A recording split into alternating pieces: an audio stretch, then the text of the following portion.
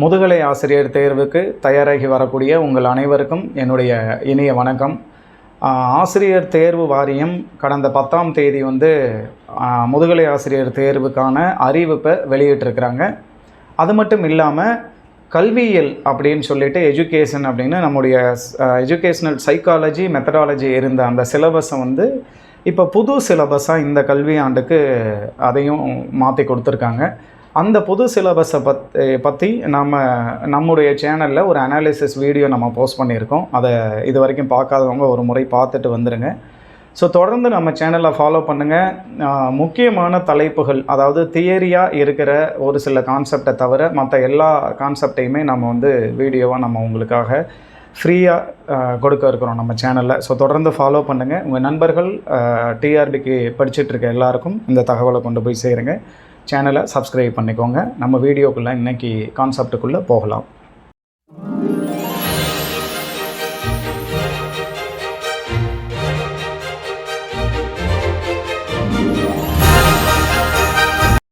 இன்றைக்கி நாம் ஃபஸ்ட்டு பார்க்க இருக்கிற டாபிக் யூனிட் 1ல், அதாவது பெர்ஸ்பெக்டிவ்ஸ் இன் எஜுகேஷன் அப்படிங்கிற அந்த ஃபஸ்ட்டு யூனிட்டுக்கு தலைப்புக்கு கீழே கொடுக்கப்பட்டிருக்கிற சர்வ சிக்ஷா அபியான் SSA அப்படிங்கிற அந்த கான்செப்டை பற்றி தான் பார்க்க போகிறோம்.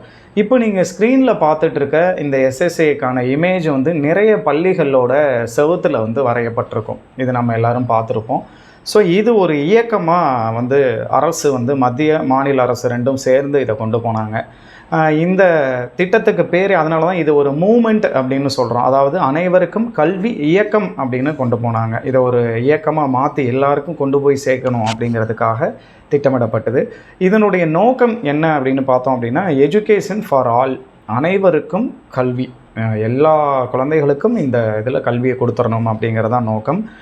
அதுக்கு மேலே achieving universal elementary education for all the children aged 6 to 14 by 2010க்குள்ளே, அதாவது 2010ஆம் வருடத்துக்குள்ளே அனைத்து குழந்தைகளுக்கும், அதாவது எந்த வயதில் இருக்கவங்கன்னா 6லிருந்து 14 வயதிற்கு உட்பட்ட அனைத்து குழந்தைகளுக்கும் கல்வியை கொடுத்துடணும் அப்படிங்கிறது தான் இந்த சர்வ சிக்ஷா அபியானுடைய முக்கிய நோக்கம். இதுதான் மோட்டோ அப்படின்னு கூட நம்ம சொல்லுவோம்.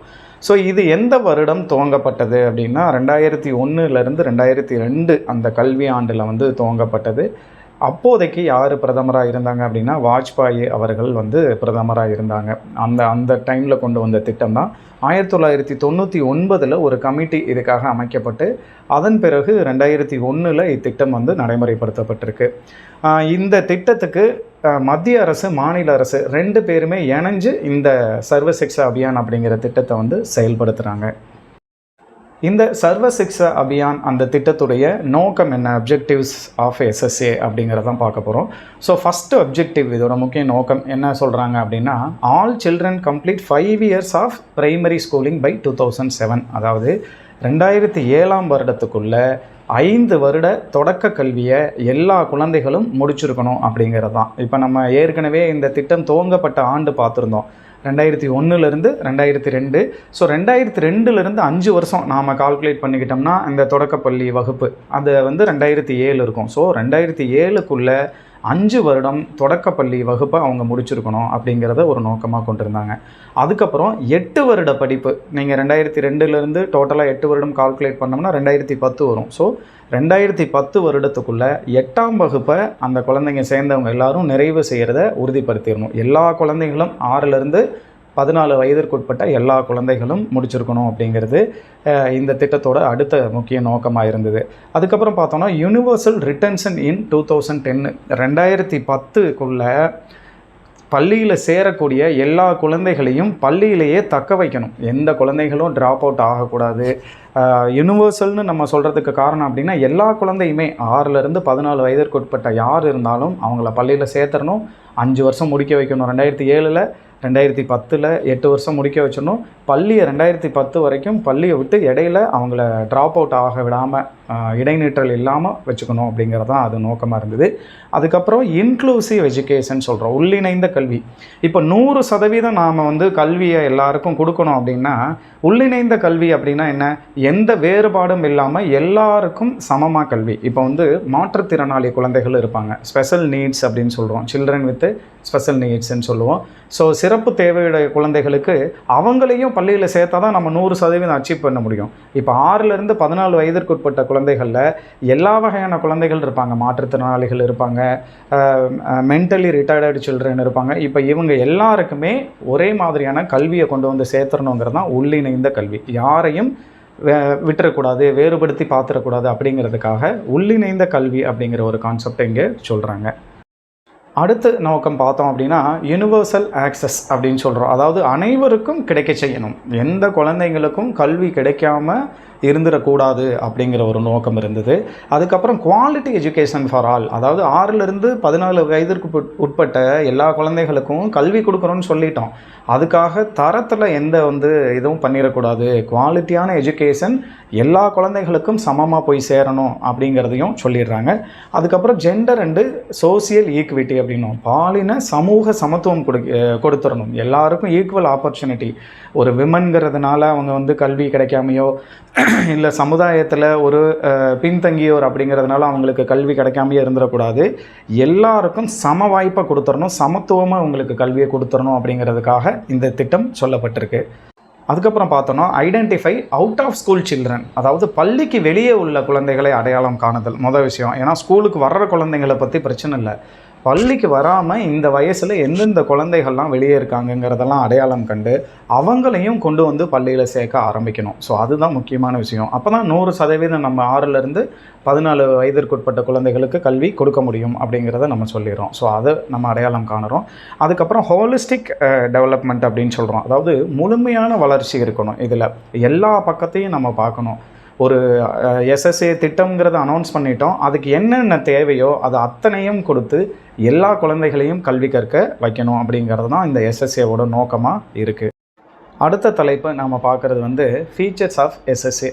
எஸ்எஸ்ஏவனுடைய சிறப்பு அம்சங்கள் என்னென்ன அப்படின்னு பார்த்தோம் அப்படின்னா, ஃபஸ்ட்டு டைம் பவுண்ட் இம்ப்ளிமெண்டேஷன் அப்படின்னு சொல்கிறோம். அதாவது ஒரு காலக்கெடு அமைச்சிட்டாங்க, இந்த பர்டிகுலர் டைமுக்குள்ளே இதை அச்சீவ் பண்ணணும்னு. நம்ம ஆரம்பத்தில் இந்த வீடியோவோட தொடக்கத்தில் பார்த்தோம் இல்லையா, 5 வருஷத்துக்குள்ளே தொடக்க கல்வி எல்லாரும் போய் சேர்ந்துருக்கணும், 2007க்குள்ளே, 2010க்குள்ளே 8ஆம் வகுப்பு எல்லோரும் முடிச்சிருக்கணும் அப்படிங்கிறதெல்லாம் நாம் சொல்லியிருந்தோம். அந்த மாதிரி காலக்கெடு நிர்ணயிச்சுட்டு ஒரு திட்டம் செயல்படுத்தப்படுது. அதுக்கப்புறம் பார்த்தோம் அப்படின்னா ஸ்டூடெண்ட் டீச்சர்ஸ் ரேஷியோ 1:40, அதாவது ஆசிரியர் மாணவர் விகிதம் 40 மாணவர்களுக்கு ஒரு ஆசிரியர் அப்படிங்கிற ஒரு விகிதத்தில் அந்த வகுப்பறைகள்லாம் அமையணும் அப்படின்னு சொல்கிறத இதில் முக்கியமாக சொல்லியிருக்காங்க. ஏன்னா அந்தளவுக்கு இருந்தால் தான் வகுப்பறையை சரியாக கொண்டு போக முடியும் ஆசிரியரால் அப்படிங்கிறதுக்கு. அதுக்கப்புறம் பார்த்தோன்னா 1 school in 1 kilometre distance of child's home, அதாவது ஒரு குழந்தை வசிக்கும் இடத்துலேருந்து 1 கிலோமீட்டருக்குள்ளே ஒரு பள்ளி இருக்கணும். என்ன காரணம் அப்படின்னா, பள்ளிக்கூடம் ரொம்ப தூரமாக இருக்குது, அதனால் நான் போய் படிக்கலை அப்படிங்கிற காரணம் எதுவும் வந்துடக்கூடாது. ஏன்னா 100% 6லேருந்து 14 வயதிற்குட்பட்ட குழந்தைகளை நாம் கல்வி பெற வைக்கணும்னு முயற்சி பண்ணுறோம். ஸோ அப்போது அதுக்கான ஃபெசிலிட்டிஸ் எல்லாமே நாம் கொடுத்தாகணும். ஸோ அதுதான் இங்கே பண்ணுறோம். ஒரு திட்டம் செயல்படுத்தும் போது அந்த திட்டத்துக்கு செயல்படுத்துறதுக்கு என்னென்ன தேவையோ அது எல்லாத்தையுமே ஒட்டு மொத்தமாக பண்ணணும். அது இந்த எஸ்எஸ்ஐ ஸ்கீமில் நல்லா பண்ணியிருந்தாங்க. ஸோ அடுத்தது பார்த்தோம் அப்படின்னா அப்பாயின்மெண்ட் ஆஃப் டீச்சர்ஸ் ட்ரைனிங். ஏன்னா பள்ளிக்கூடங்கள்லாம் அமைச்சிடுறோம், அதுக்கு தகுந்த மாதிரி ஆசிரியர்கள் வேணும் இல்லையா. இன்றைக்கி நிறைய பேர் ஒர்க் பண்ணுற டீச்சர்ஸுக்கு கூட எஸ்எஸ்ஐ ஸ்கீமில் நாங்கள் வந்தோம் அப்படின்லாம் சொல்லுவாங்க. ஸோ அந்த மாதிரி ஆசிரியர்கள் நியமனமோ அவர்களுக்கு தொடர்ந்து பயிற்சியும் அதன் மூலமாக என்ன பண்ணணும்னா வழங்கப்படணும் அப்படிங்கிறதும் இதில் சொல்லப்பட்டிருக்கு. அடுத்தது உள்கட்டமைப்பு, இன்ஃப்ராஸ்ட்ரக்சர் டெவலப்மெண்ட். ஒரு பள்ளி அப்படின்னும் போது அந்த பள்ளிக்கூடத்துக்கு என்னென்ன தேவை இருக்குதோ அது எல்லாமே நாம் கட்டமைப்பில் கொடுத்துடணும். ஸோ இது எல்லாமே சிறப்பு அம்சங்களாக இருக்குது. ஸோ நெக்ஸ்ட்டு ஃபீச்சர்ஸ் என்னென்னலாம் இருக்குது அப்படின்னு பார்த்தோம்னா curriculum and teaching learning materials. இப்போ அதுக்கு தேவையான கலைத்திட்ட வடிவமைப்பெல்லாம் பண்ணிடணும், கற்பித்தல் உபகரணங்கள் கொடுத்துடணும். நாம் எத்தனை ஸ்கூல்ஸ் இம்ப்ளிமெண்ட் பண்ணுறோமோ அத்தனை ஸ்கூலுக்கு தேவையான வசதிகள் எல்லாமே இந்த திட்டத்தின் வழியாக நாம் கொடுத்துடணும். ஒன்று. அதுக்கடுத்து என்பிஇ ஜிஇஎல் அப்படின்னு ஒரு விமன்ஸ் எஜுகேஷனுக்காக, அதாவது கேர்ள்ஸ் எஜுகேஷனுக்காக, பெண் குழந்தைகள் கல்வியில் பாதிக்கப்பட்டுறக்கூடாது அப்படிங்கிறதுக்காக national program for education of girls at elementary லெவல்னு சொல்லிட்டு இது எஸ்எஸ்ஏ மூலமாக அறிமுகப்படுத்தப்பட்ட இந்த திட்டமும் இதில் அறிமுகப்படுத்தப்படுது. கேர்ள்ஸ் கல்வி பெறாமல் இருந்துடக்கூடாது அப்படிங்கிறதுக்காக. அதுக்கப்புறம் கம்யூனிட்டி இன்வால்வ்மெண்ட்டு. இப்போ நம்ம என்ன தான் நிறைய திட்டங்கள் எதை கொடுத்துருந்தாலும் நம்ம சமுதாயத்துடைய பங்களிப்பு ரொம்ப முக்கியம். அந்த சமுதாயத்துடைய பங்களிப்போடு தான் நாம் அந்த இடத்துல என்ரோல்மெண்ட் அட்மிஷன் ஆகட்டும், அந்த குழந்தைங்க படிக்கிறது எல்லாரும் பள்ளியில் சேர்க்குறதாகட்டும் எல்லாத்தையுமே நாம் அச்சீவ் பண்ண முடியும். ஸோ அந்த மாதிரி வில்லேஜ் எஜுகேஷன் கமிட்டி விஇசிலாம் வந்து கிராம கல்விக்குழுன்னு சொல்லுவோம், ஒரு கிராமத்துலேயும் இருக்கும். இப்போ அதை வந்து எஸ்எம்சின்னு மாற்றிருக்கிறாங்க. அந்த எஸ்எம்சி கமிட்டி பற்றிலாம் நம்ம பார்ப்போம். ஸோ இந்த கிராம கல்விக்குழுக்கள் மூலமாக என்ன பண்ணணும் அப்படின்னா, அங்கே இருக்கிற குழந்தைகளுடைய அட்மிஷன் இது எல்லாத்தையும் பார்த்துக்கணும். அவங்களுடைய பங்களிப்பு முக்கியம். அதுக்கப்புறம் parent teachers association, PTA association சொல்லுவாங்க, பெற்றோர் ஆசிரியர் கழகம், அது எல்லா பள்ளிகளையும் ஏற்படுத்தப்பட்டிருக்கும். ஸோ இந்த மாதிரி சமுதாய பங்கேற்போட இந்த அனைவருக்கும் கல்வி அப்படிங்கிற ஒரு இதை வந்து நாம் அச்சீவ் பண்ணணும் அப்படிங்கிறது தான் இந்த எஸ்எஸ்ஏ திட்டத்தோட சிறப்பம்சமாக நம்ம பார்க்கப்படுது. ஸோ இது வரைக்கும் இந்த எஸ்எஸ்ஏ பற்றின தகவல் எல்லாத்தையும் இந்த வீடியோவை பார்த்தவங்க எல்லாருக்கும் என்னுடைய நன்றி. தொடர்ந்து நம்ம சேனலை ஃபாலோ பண்ணுங்கள். அடுத்தடுத்த வீடியோவில் நம்ம சந்திக்கலாம்.